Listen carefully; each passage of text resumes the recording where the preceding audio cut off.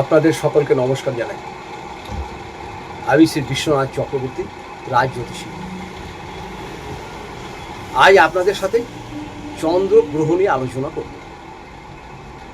চন্দ্র গ্রহ, চন্দ্র যদি মানুষের ভালো স্থানে থাকে তাহলে কিন্তু তার জীবনে একাধিক গৃহ হবে, একাধিক বাড়ি হবে, তাদের বন্ধু প্রচুর হবে।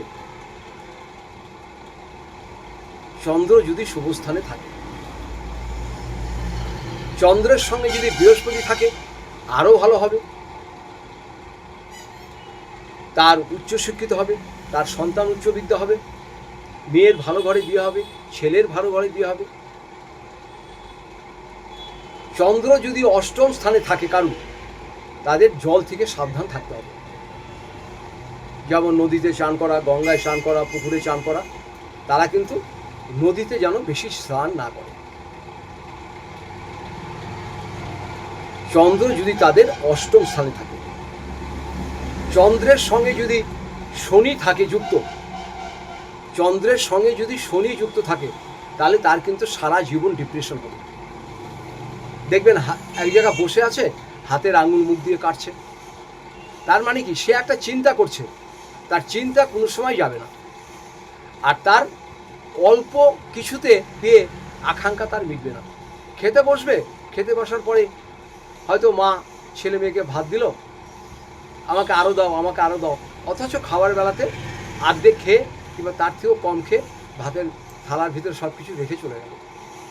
চন্দ্র আর শনি যদি একই ঘরে থাকে, বিশেষ করে দ্বাদশ ঘরে, অষ্টম ঘরে, ষষ্ঠ ঘরে, তৃতীয় স্থানে, এই স্থানগুলোতে যদি চন্দ্র আর শনি থাকে তাহলে এই ঘটনাগুলো ঘটবে। ডিপ্রেশনের কারক, ডিপ্রেশন দেবে আপনাকে।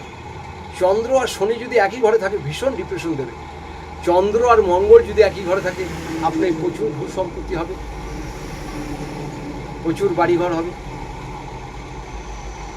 সপ্তম স্থান, আপনার যদি, যাদের লগ্ন জানা আছে, যদি সপ্তম স্থানে চন্দ্র থাকে, স্ত্রীদের ক্ষেত্রে তার স্বামীর শারীরিক দুর্বলতা হবে। কি হবে? মাঝে মাঝে ঠান্ডা লাগবে, জ্বর সর্দি কাশি লেগেই থাকবে। আর স্বামীর যদি সপ্তম স্থানে চন্দ্র থাকে তাহলে স্ত্রীর অসুখ বিসুখ হবে, স্ত্রী একটু সূচিব্যয় হবে, বেশি জল ঘাটবে, হাত পায়ে তার ঘা হয়ে যাবে। একটা কাজ করবে, একটা কথা বলবে, ভাবছে আপনাকে এসে কথা বলবে, সে ভুলে গেছে আপনাকে কি বলবে। সামনে এসে বলবে, কি বলবো তোমাকে বুঝতে পারছি না। ছেলেদের ক্ষেত্রেও যা, মেয়েদের ক্ষেত্রেও যা। এক জায়গায় বাড়িতে বেরিয়ে গেছে কোথাও, তালা মেরে এসছে, কিন্তু মাঝ রাস্তা থেকে মনে করলো আমি কোথাও তালাটা মেরে আসিনি, আমি একবার দেখে আসি। এটা পুরুষদের ক্ষেত্রে হবে, মহিলাদের ক্ষেত্রে হবে। ডিপ্রেশন হবে, চিন্তা হবে, মানসিক অস্থিরতা হবে এই চন্দ্রের কারণে। এর জন্য আপনারা কি করবেন? পূর্ণিমার দিনকে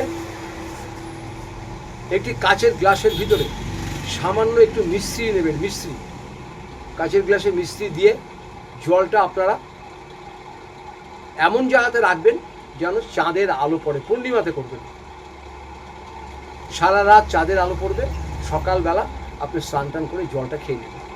আপনি 4টে পূর্ণিমাতে করুন, দেখবেন অনেক ডিপ্রেশন কমে যাবে।